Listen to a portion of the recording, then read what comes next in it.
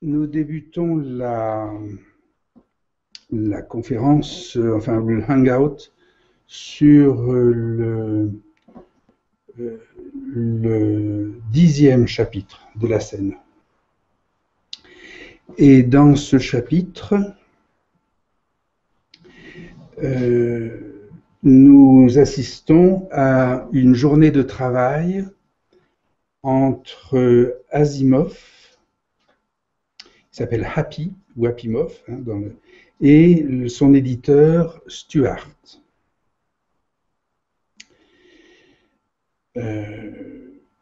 Bon, quelques personnes l'ont lu peut-être le chapitre. Y a-t-il des questions? Toujours, on interrompt ou pas ou le... Alors, je vais ce soir, d'une part, répondre aux questions s'il y en a. Deuxièmement, faire un petit peu le descriptif de ce chapitre, son explication. Puis troisièmement, on va continuer sur un sujet que Maurizio Novello avait suggéré, c'est-à-dire une réflexion sur l'automatisme, quelles sont les sortes d'automatismes, les automatismes des machines, diffèrent-elles de machines particulières qui sont les machines cybernétiques, qu'en est-il de l'automatisme mental en psychiatrie et de l'automatisme de répétition en psychanalyse. Et pour nous débrouiller dans ce fouillis et cette chose très réflexive, ce concept très réflexif de l'automatisme, j'avais suggéré que nous prenions une sorte de recul pour l'observer et que nous appliquions une analyse plutôt à la nature de la machine, en escomptant que en analysant ou en observant, en étudiant, en identifiant les fonctions et les états et les formes diverses des machines, on serait éclairé sur les automatismes. Donc, on continuera alors aujourd'hui, là, tout à l'heure, d'avancer sur cette identification ou cette définition des machines, de ce que c'est qu'une machine.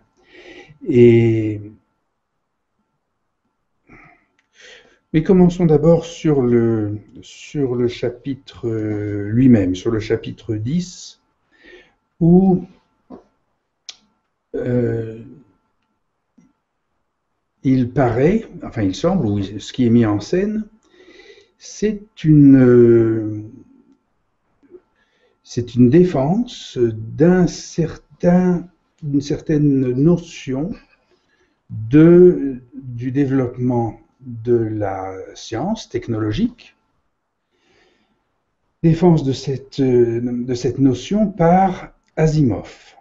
Asimov, on le sait, dans l'histoire, était plutôt un homme, était évidemment un scientifique, qui n'aimait pas du tout la religion, qui pensait que c'était quelque chose qui était très nuisible ou très contraire, enfin, qui était très retardé par rapport à la science, et qui pourtant dans ses romans sur la psychohistoire, a fait état de description d'utilité de la religion.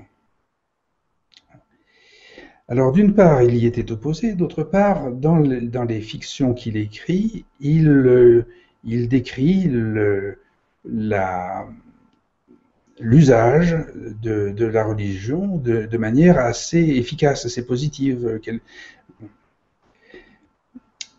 Mais aussi, il est important de noter que, en tout cas à mon sens, mais sur un bon nombre d'indices, que Asimov n'était pas, alors qu'il a été très célèbre pour justement faire la fondation de la psychohistoire dans la science-fiction, mais si on peut dire, c'était pas sa tasse de thé. Il aurait préféré suivre d'autres chemins et traiter directement des robots, et de la robotique, plutôt que de faire une série de livres.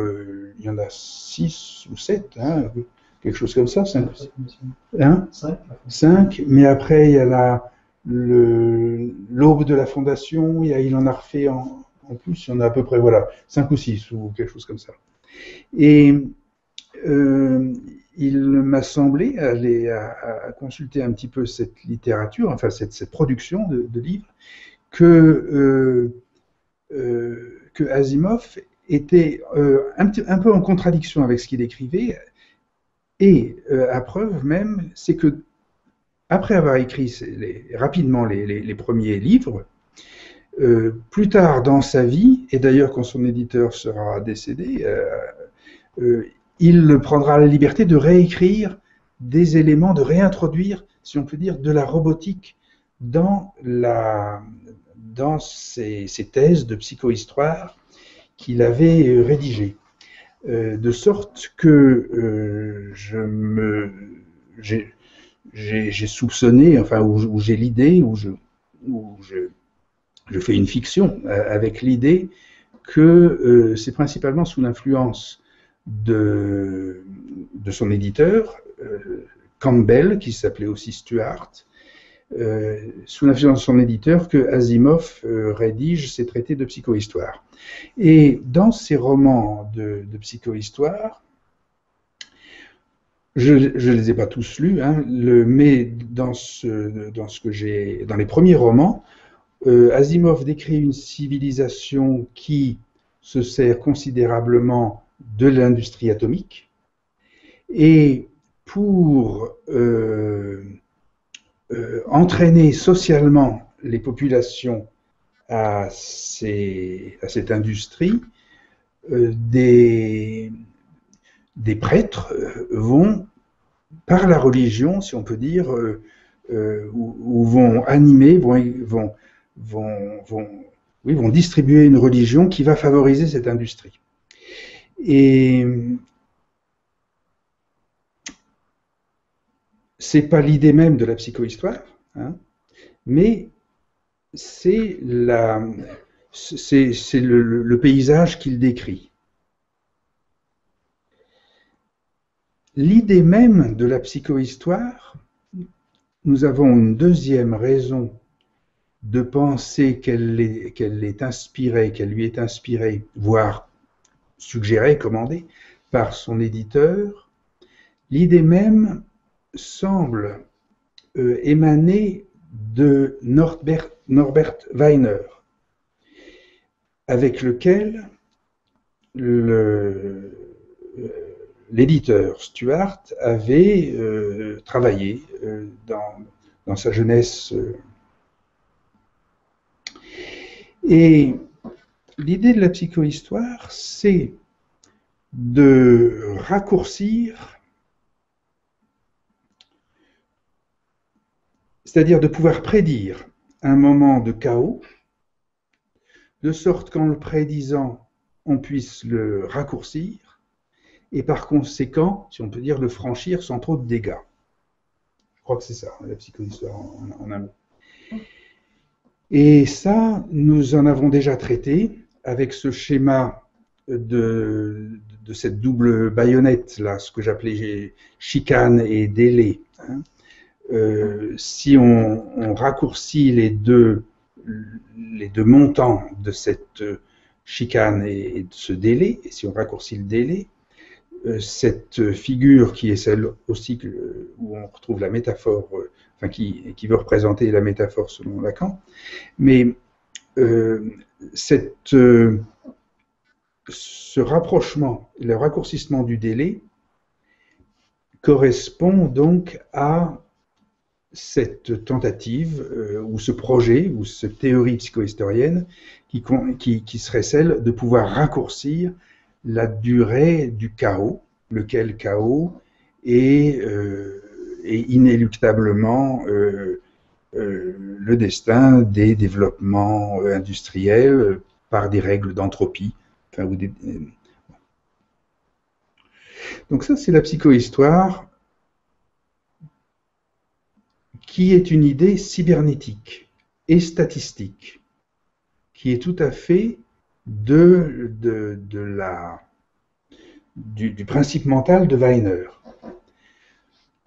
Et c'est ce que Campbell donc demande à Asimov d'écrire, à mon sens, hein, dans cet écrit que je fais. Et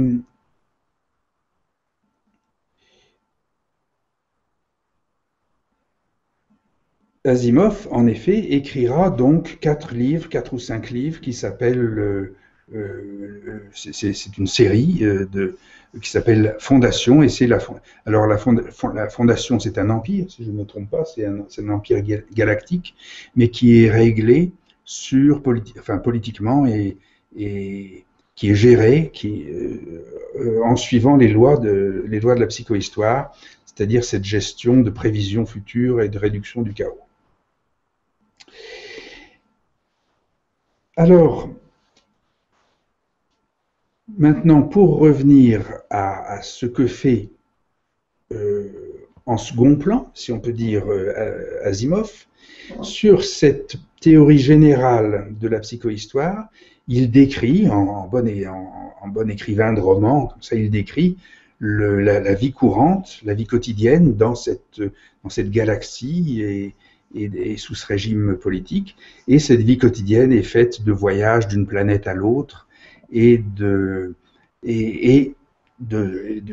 disputes, de conquêtes, etc. Et avec usage de la science atomique, de l'industrie atomique, et de l'énergie atomique et de la religion, hein, d'une religion qui politiquement soutient cela, ou aide à son commerce. Hein.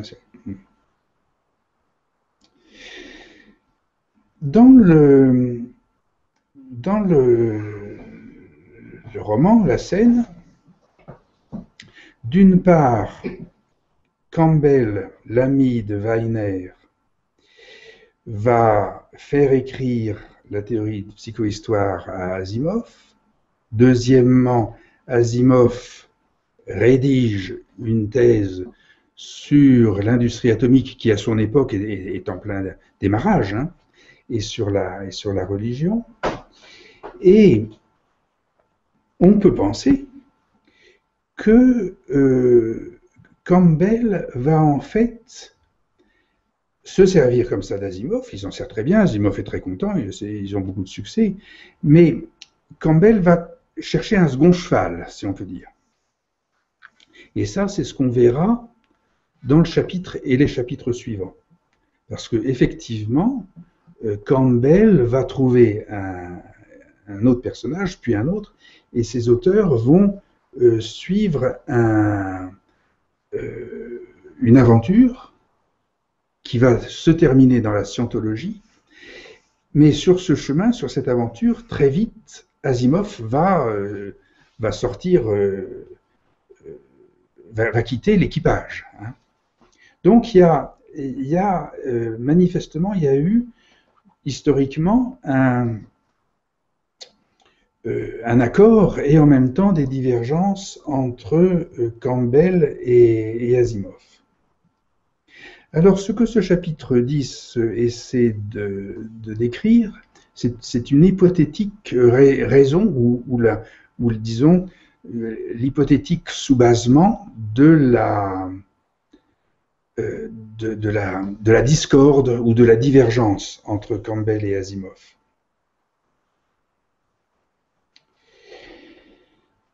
Une des choses particulières qui caractérise Campbell, c'est que cet homme-là pense qu'il suffit d'écrire les plans d'une machine pour qu'elle fonctionne, pour qu'elle soit réelle, si on peut dire. Alors pour ça, il est inspiré dans cette idée par diverses composantes. D'une part, il y a effectivement des informaticiens type Turing qui vont effectivement faire des machines complètement abstraites. Ce sont des programmes informatiques. Et même si Turing va effectivement se servir d'applications concrètes, ces ordinateurs, ces calculateurs vont être bel et bien d'électricité, d'acier, de verre, mais néanmoins il y a cette idée qui commence à apparaître d'une machine qui puisse être complètement abstraite. Deuxièmement, on sait que même à l'origine, bien avant cela, c'était l'anglais, je ne sais pas comment on le prononce, si c'est Babbage ou Babbage, disons Babbage probablement, qui avait construit ou qui avait cherché toute sa vie à construire une machine dont il avait fait les plans, et c'est son fils qui par la suite va la construire. Mais Babbage a bel et bien conçu, si on peut dire, le premier ordinateur, et on en a parlé la dernière fois.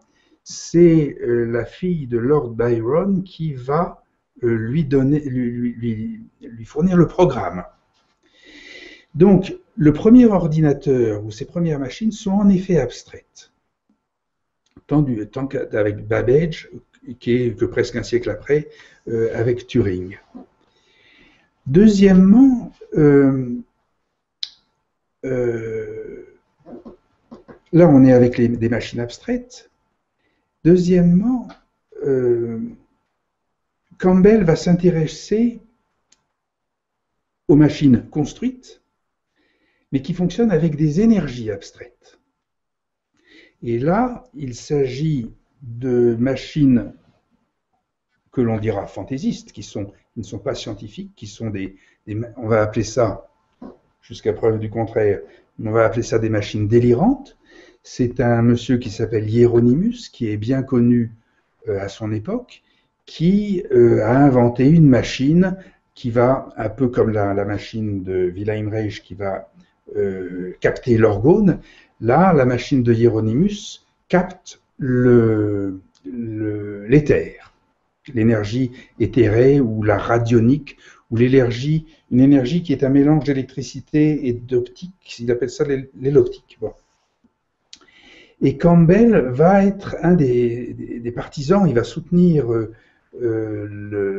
monsieur Hieronymus, mais il va le soutenir en estimant que c'est même pas la peine de construire cette machine, il suffit d'en avoir les plans, et elle va opérer déjà de sa fonction de traitement de l'énergie dite éloptique.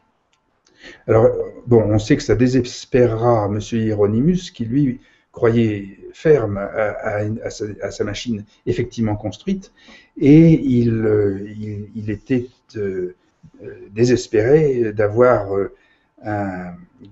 quelqu'un qui faisait comme Campbell pour faire sa promotion et qui disait que c'était même pas la peine de la construire et que ça marchait rien que sur les plans. Mais parce que c'était dans l'idée de Campbell, qui, troisièmement, était aussi soutenu et inspiré par cette pensée par des mathématiciens comme Gödel, qui était une personne qui était aussi dans les deux domaines, des scientifiques, mais aussi de la psychopathologie, du délire, a-t-on dit, parce que, alors qu'il avait peut-être raison, mais enfin, on a estimé qu'il était délirant, il avait un comportement où il se mettait en danger, certainement, et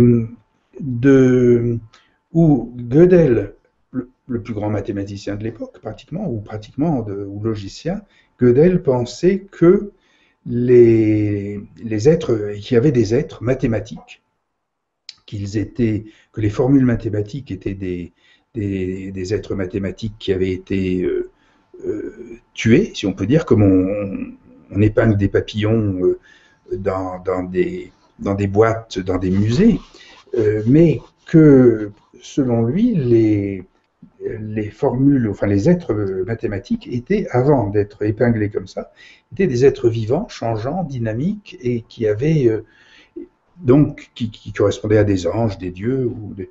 C'est-à-dire que Gödel euh, euh, pouvait aussi animer la, la tendance intellectuelle de l'époque à considérer que, euh, que des développements mécaniques, des développements de machines, pouvaient avoir lieu de façon totalement abstraite.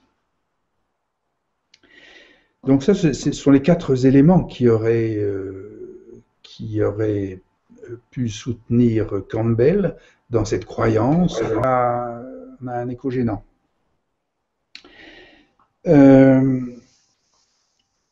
Donc, on en était à, disons, aux bases intellectuelles ou théoriques sur lesquelles Campbell fondait son idée que l'on pouvait agir, disons, par une conception abstraite. Et cinquièmement, il a effectivement, et ça c'est donc je l'introduis ou j'en fais cas dans ce chapitre 10, comme, met en pratique cette idée, puisque grâce au fait qu'il a fréquenté les universités c'est Duke University, où il fait des études d'ingénieur atomiste, et puis grâce à je ne sais quelle autre connexion, mais en tout cas avec celle-là, Campbell avait accès au plan de construction ou à la théorie, à la thèse, ou on va dire en résumé au plan de construction de la bombe atomique, qui n'avait pas encore explosé. Et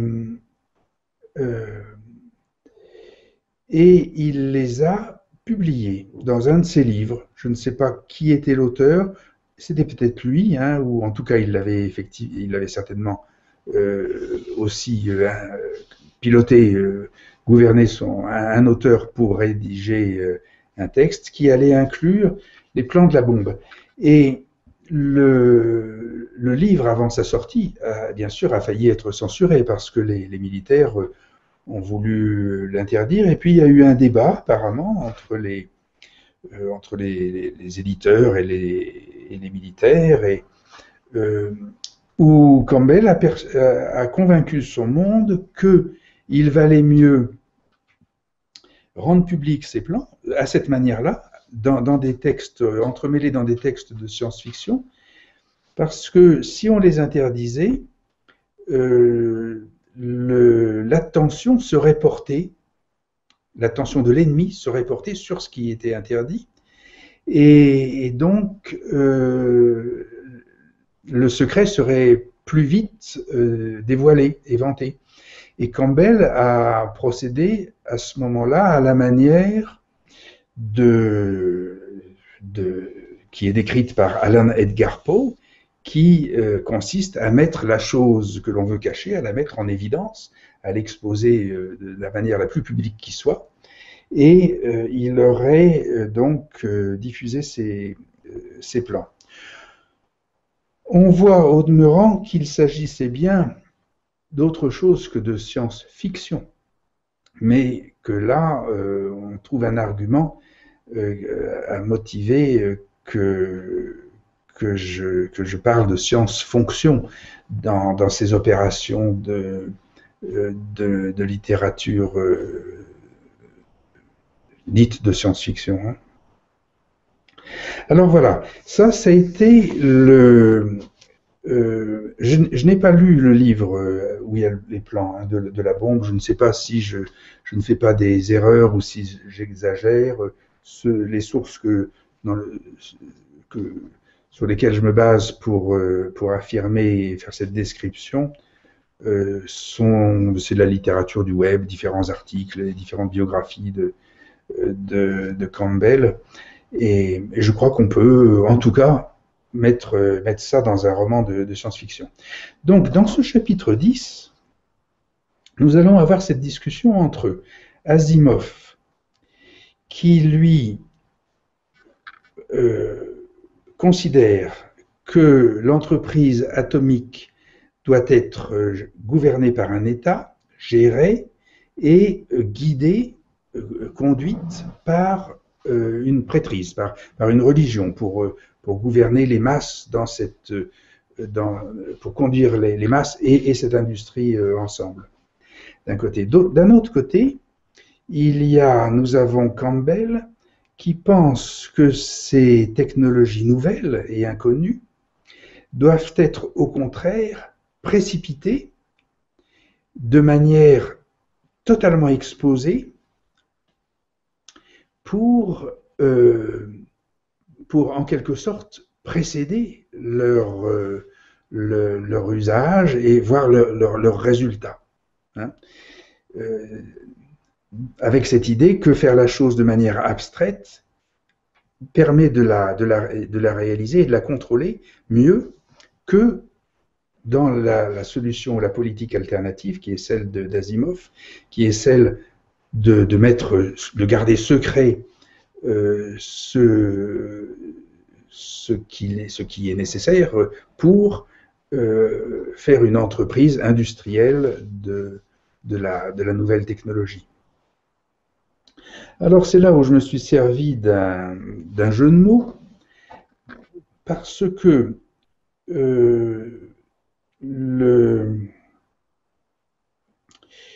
il nous faut revenir un petit peu en arrière. Tout à fait au départ, toute la base de cette thèse, ou de ce roman que j'appelle La Scène, les premiers chapitres ont été consacrés au traitement de la négation, c'est-à-dire au traitement de comment traiter ce que l'on ne sait pas. Lorsque, par exemple, on invente une technologie nouvelle dont on ne connaît pas les effets, comment les anticiper.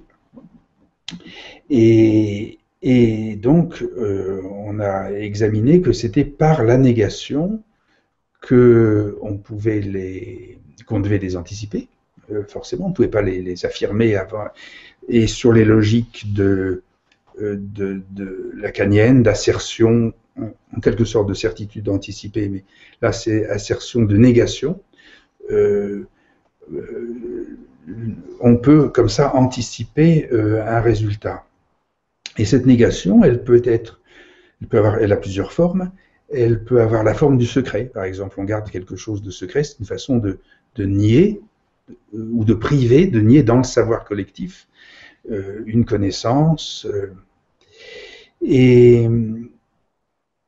Ou bien il y a la négation inverse, qui est celle au contraire de l'exposer pour qu'elle apparaisse à l'insu de tous, comme fait Campbell, qui fait la négation de sa machine et qui n'en présente que les plans, en niant que la machine soit nécessaire. Bon. Et donc, ces deux alternatives sont puisées à la source de notions que l'on appelle d'aristotélicisme ou de non-aristotélicisme. Et il y a donc une procédure ou une mentalité qui est qui n'est pas aristotélicienne, enfin, ou qui nie son propre aristotélicisme, et puis l'autre qui est non-aristotélicienne. C'est un petit peu compliqué, mais ça se dégagera petit à petit, puisque on va avoir le monde non-aristotélicien qui va arriver dans le chapitre suivant avec Van Vogt. Mais là, nous sommes dans le premier camp, s'il y a deux camps, hein, on est dans le camp des aristotéliciens qui vont traiter de la négation soit par le secret, soit par divers modes. Et puis, il y a un mode qui est frontière entre l'aristotélicisme et le non-aristotélicisme, si on peut dire, c'est l'usage du zéro. L'usage du zéro qui n'existe dans la civilisation que depuis on va dire le 5e siècle. Il a dû exister avant, un petit peu avant, mais pas beaucoup en Inde ou en Chine. Et puis, avec l'usage du zéro, vient en même temps la religion de l'islam, qui va propager cette connaissance mathématique, cet outil mathématique, et cet outil mathématique qui ne va arriver dans la chrétienté, en tout cas dans la chrétienté vaticanaise, européenne, que vers l'an 1000 précisément, puisque le pape de l'an 1000 est le pape qui introduit le zéro dans le Vatican ou dans l'Église. Et ce zéro, évidemment, est une façon de nier la présence des choses, ou de telle ou telle chose, ou de quantité, ou de valeur. Et pour répondre à Campbell, qui lui va chercher plus tard du côté du nul plutôt que du zéro, hein, le nul, c'est-à-dire nulle machine, mais l'abstraction suffit. Pour répondre à cela, Asimov va dire à Campbell, puisque tu te satisfais d'un schéma pour soutenir que la chose est faite, eh bien, je vais introduire dans ma théorie, dans ma thèse, moi, je te prends au mot, je vais introduire le zéro schéma. Le zéro schématique, le zéro schéma. Alors évidemment, le zéro schéma, c'est un jeu de mots qui veut dire que, comme Asimov, ou disons, on va appeler l'industrie atomique, prétend que pour induire une religion, pour enraciner une religion et donc une conduite des masses dans l'industrie atomique par la religion, on va inscrire un zéro. En fait, dans l'histoire, il y en a eu deux qui ont été inscrits, c'était Hiroshima, ce zéro schéma, et puis c'était Nagasaki. Et cette hypothèse, à ce moment-là, qui est tout à fait une élucubration, hein, c'est un roman que j'écris là, mais elle met en scène le fait que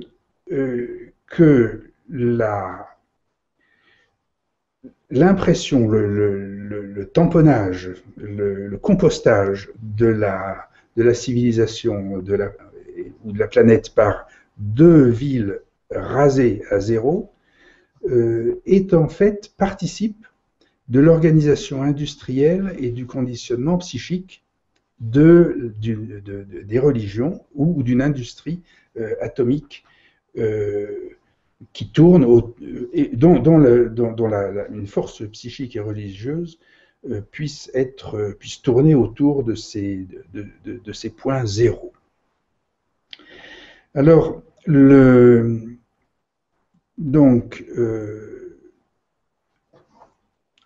c'est donc dans le paysage ou sous l'abstraction de la psychohistoire qu'il y a une description d'une technologie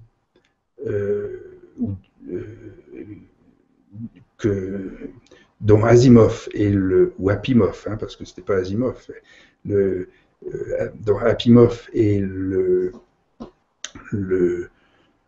concepteur, hein, ou le traducteur. Cette idéologie ou cette technique emploie l'industrie atomique et la religion et éventuellement, en espérant que deux auront suffi, de l'inscription de deux zéro schémas. Et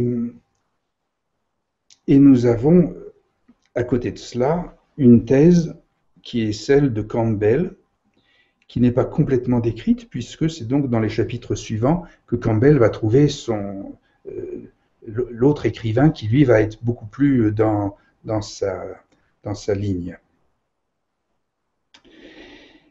Et donc, voilà pour une partie de ce chapitre 10. Il se complète, ce chapitre, au point où, dans leur discussion, ces deux hommes vont réaliser que pour débattre de cette alternative, soit le pas, c'est-à-dire le pas aristotélicisme, soit le non-aristotélicisme, pour débattre de cette alternative, il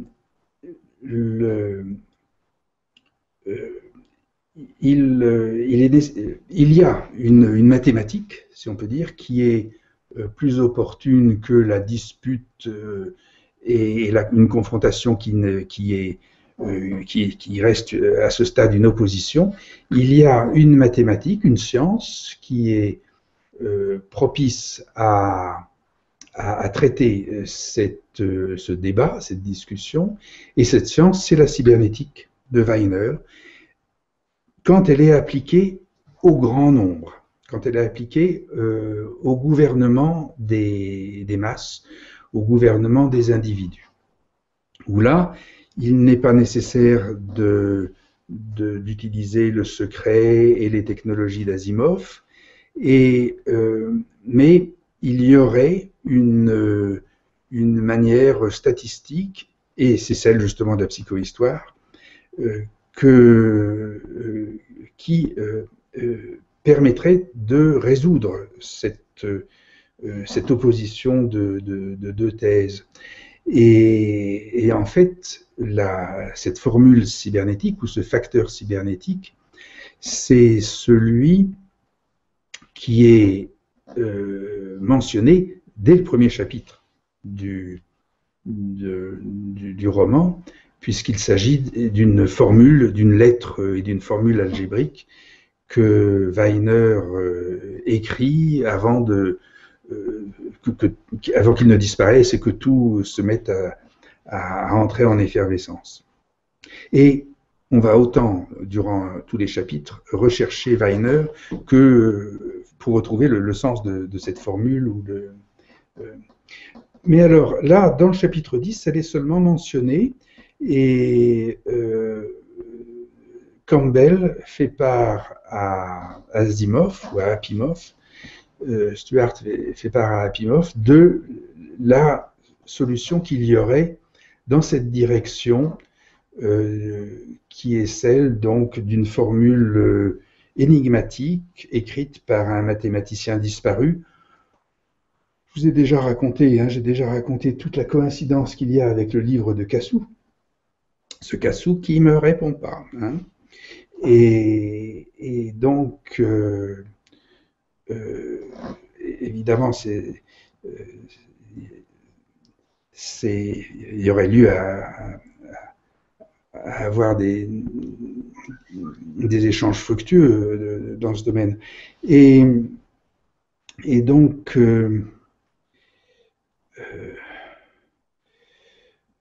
Campbell lui dit qu'il y aurait une ressource du côté de ce Wiener, et à ce moment-là, Asimov lui dit ah ben Wiener, mais je ne connais que lui, il vient de me contacter, et voilà, il y a une coïncidence étrange qui est arrivée là, et on va passer au chapitre suivant sur la fin sur cette chute, si on peut dire. Alors, y a-t-il quelques questions là? Parce qu'après, on va passer à cette distinction entre les catégories de machines. Le passage du soigneur, oui. Il faut l'entendre comme justement cette intervention un peu de la cybernétique. Pas tellement. Le soigneur, je l'ai mis plutôt comme un artifice romanesque de loisirs, de plaisir, d'amusement. Non, il n'y a pas de clé profonde consciente, en tout cas. Non. Joker, hein, bien sûr.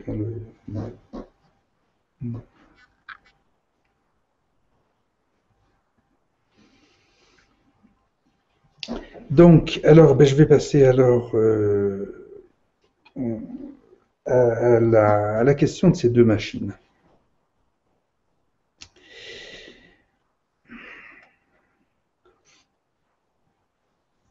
On a sans doute déjà, dans ce que je viens de décrire du chapitre 10, on a traité d'assez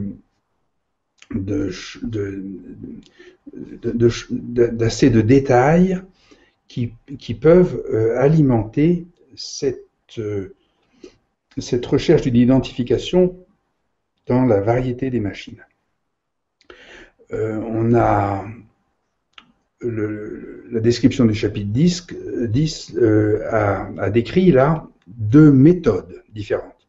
La méthode, on va dire, la méthode Appimov, la méthode Appy, et puis la méthode Stuart. On a vu qu'elles différaient, et on a vu sur quelle base historique et intellectuelle elles s'appuient, elles se distinguent et s'organisent. Eh bien, il y a quelque chose d'analogue, de comparable, que l'on peut développer ou à renseigner, pour renseigner une différence qu'il y aurait entre tel ou tel type de machine.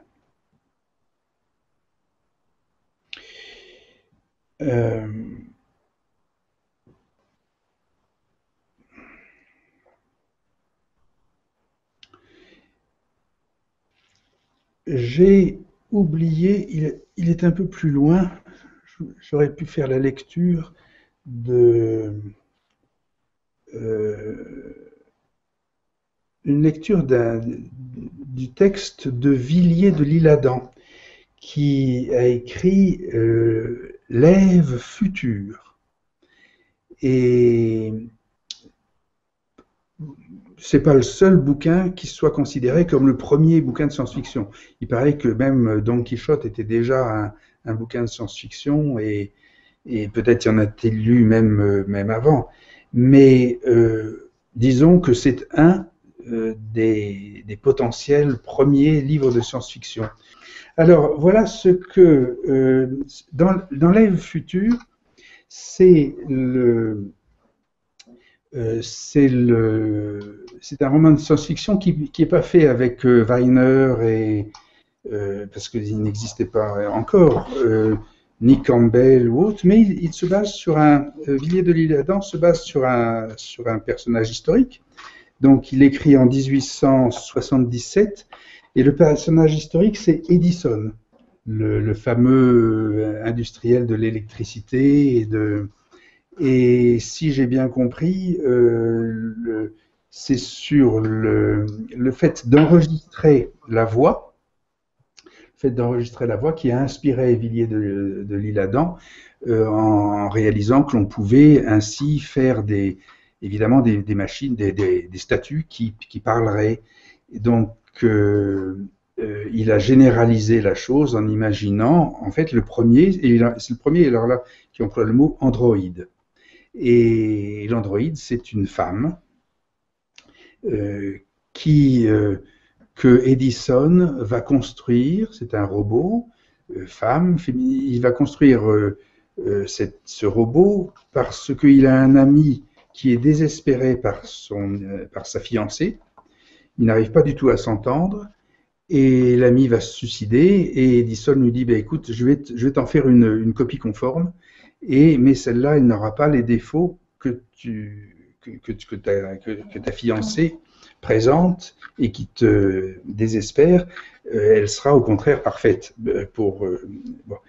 Et alors, il s'appelle Ewald, le copain d'Edison, et on lit ça. Et Lord Ewald regarda fixement Edison et dit, vous m'avez dit, Les difficultés que présente la création d'un être électromagnétique sont faciles à résoudre. Le résultat seul est mystérieux. Et il continue, en vérité, vous avez tenu parole, car déjà ce résultat me paraît presque totalement étranger aux moyens employés pour l'obtenir. Il est impressionné par il est troublé par la similitude, enfin par le fait que ce robot ait des traits, soit très ressemblant. Et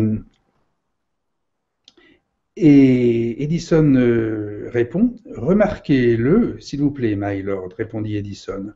Je ne vous ai donné d'explication, plus ou moins concluante elle-même, que touchant quelques premières énigmes physiques de Hadali. Elle s'appelle Hadali, l'androïde.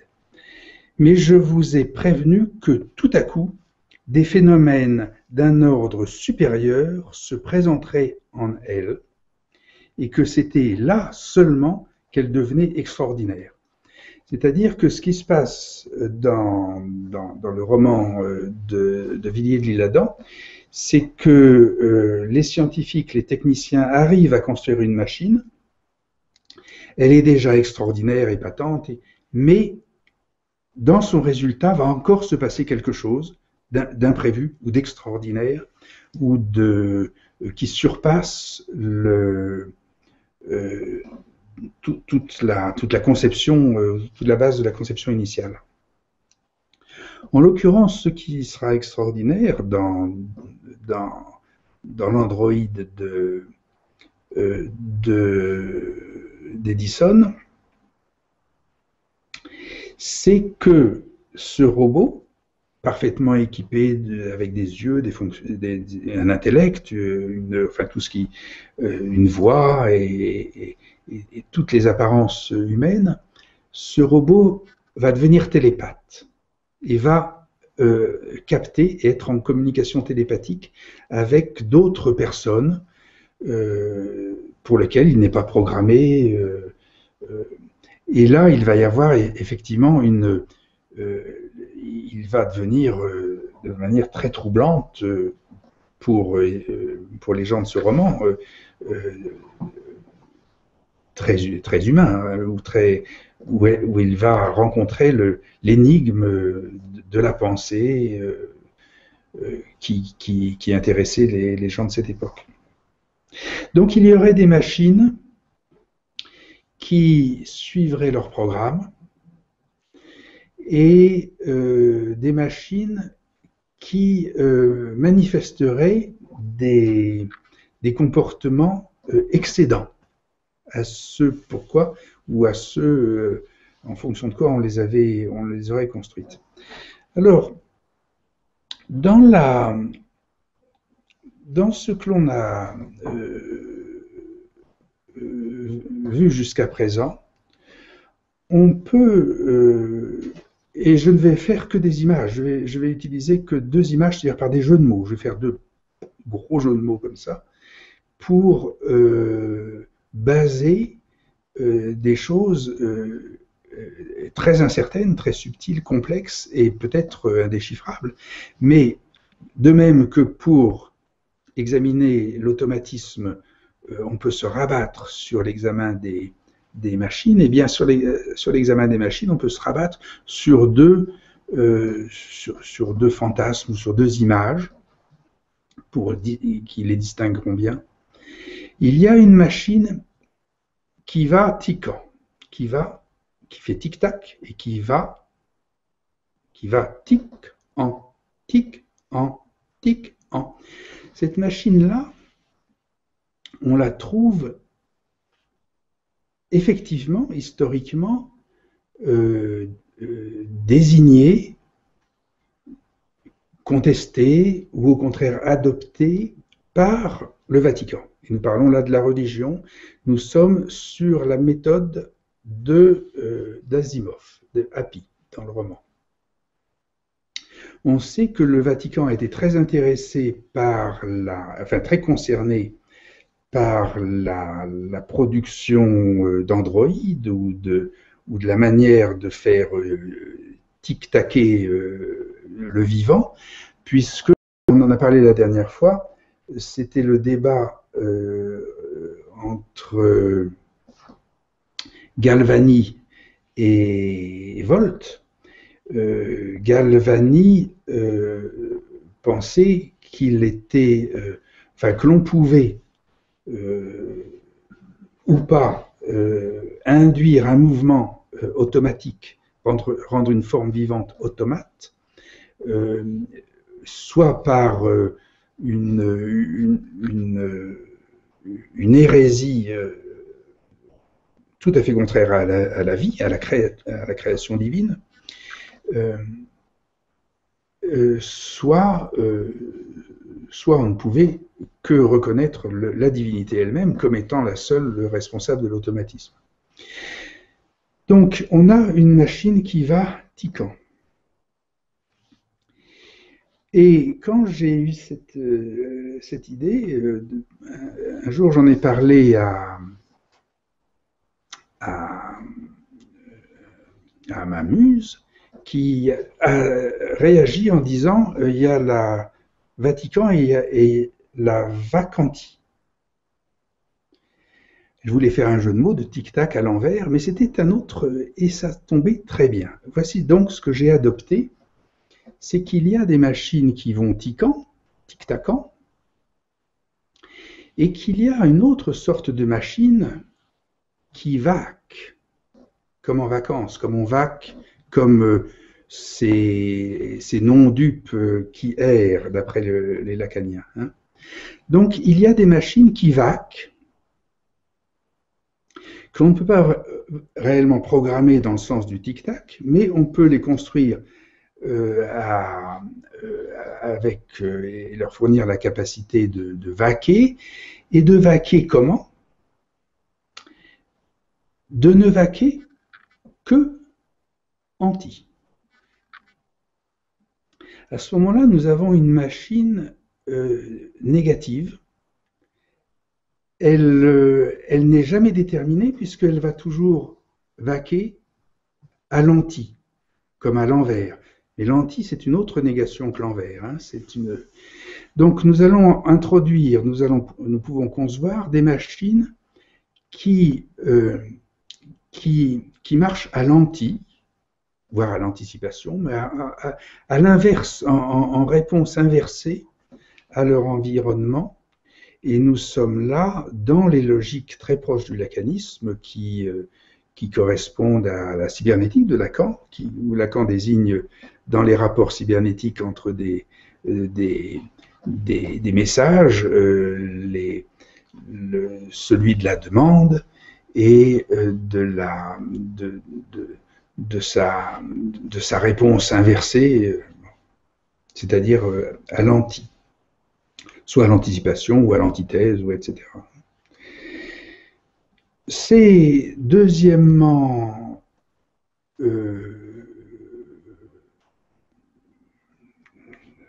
substantiel hein, de pouvoir utiliser cette image de Vacanti, c'est que c'est aussi la machine, ce qu'on appelle aujourd'hui la machine quantique. Elle va quantique. Et parce que le quantique, c'est ce qui, à la pointe du temps présent, mais déjà avec les grands physiciens de l'époque de Gödel et d'Einstein, déjà on sait qu'il y a quelque chose, une autre logique que celle de l'atome, et que c'est cette logique quantique où la matière est en quelque sorte traitée de manière en tout cas inverse de la façon dont l'atomiste en traite. Hein. Donc voilà deux formes deux images de machines. On a vu beaucoup d'images, on a vu même des images qui étaient elles-mêmes la machine, c'était les plans de Campbell. Ici, nous avons deux images différentes, d'une machine qui va tiquant et d'une autre qui va quanti. Et Et c'est de ce point de vue, de ces deux perspectives, que l'on peut se repérer ou prendre une certaine référence imaginaire ou fantasmatique, à partir de laquelle on pourra chercher, peut-être, continuer à distinguer un petit peu ce qui diffère d'une machine de celle d'Edison, de la première machine d'Edison, et puis de celle qui va avoir ces propriétés extraordinaires qui viennent s'ajouter. Donc voilà, alors là j'ai un peu terminé toutes les affaires que je voulais dire, et il nous reste 3 minutes pour 3 questions. C'est pas, y a-t-il une objection, une question ou quelque chose, une réaction?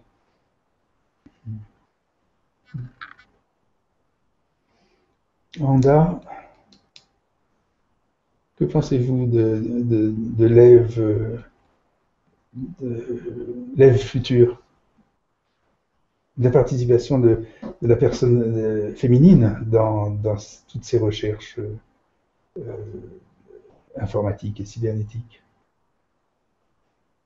Je vous pose la question parce que vous êtes la femme de l'Assemblée, ici.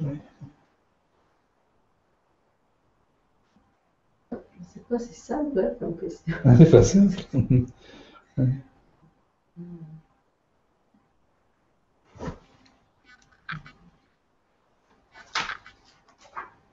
L'histoire d'Android, c'est assez intéressant. C'est une allusion à Andromède, non? Andromède, non, je crois pas, je sais pas. Hein. Je sais pas comment est-ce que Villiers de l'Isle-Adam a construit le terme Android, qui n'est pas d'ailleurs toujours. C'est Android aussi. Il y a différentes acceptations, différentes écritures, je crois.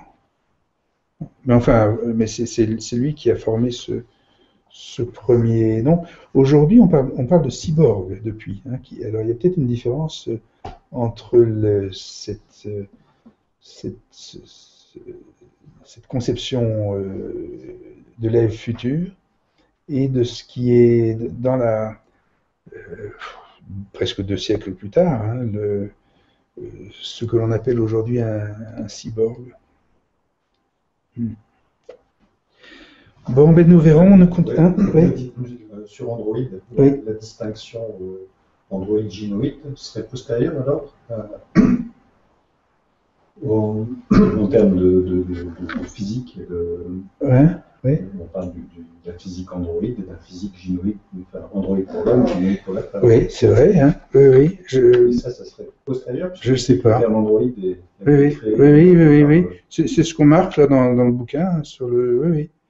Et alors, est-ce que c'est le fait de l'avoir adopté pour une figure artificielle comme ça, pour un organe, est-ce que c'est ça qui était la première, le néologisme, enfin si on peut dire, ou l'acceptation initiale de Villiers de l'Isle-Adam? Je ne sais pas. Il faudra que l'on recherche un petit peu. Parce qu'on parle de l'Ève pour lui donner. Oui, c'est vrai. Donc, à la prochaine, Antoine et Arlette et Emmanuel, est-ce que tu as pu suivre un peu?